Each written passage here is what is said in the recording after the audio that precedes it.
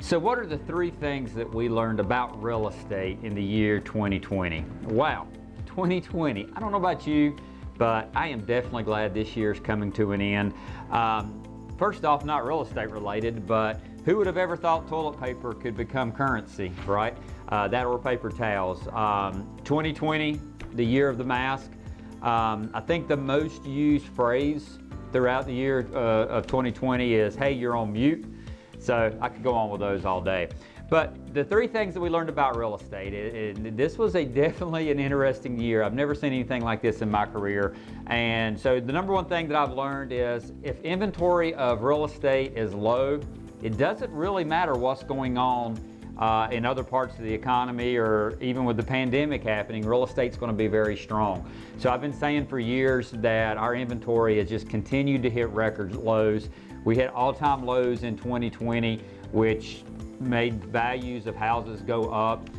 So it's very interesting. It reminds me a lot of the diamond industry. I've read about it, that diamonds really are not that rare, but two companies basically own 100% of it. So they keep the supply of diamonds down to keep the prices up. That's kind of what we've seen with real estate. But in my next video predicting where I think the real estate market is going in 2021, I think you're going to see a change in that.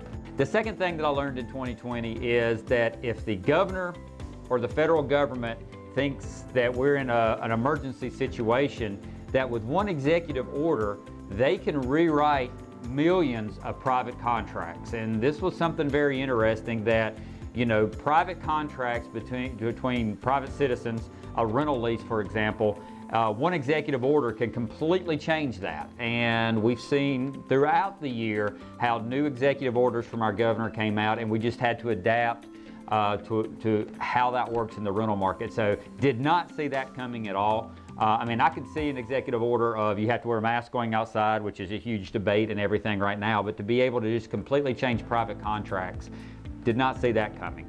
My third takeaway for what I learned in 2020, and this is just a compounding effect. I've been saying this for years too, but lack of skilled labor, your plumbers, carpenters, heating and air people, roofers, painters, and inflation is really becoming a big issue in real estate.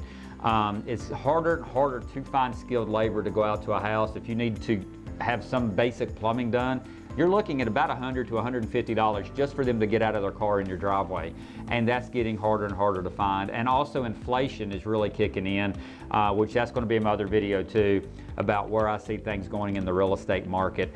Things are getting very expensive, which is making it very hard for new inventory to come on the market because the cost of wood, for example, has gone through the roof. So those are my three takeaways, what I learned in this great year of 2020 in real estate.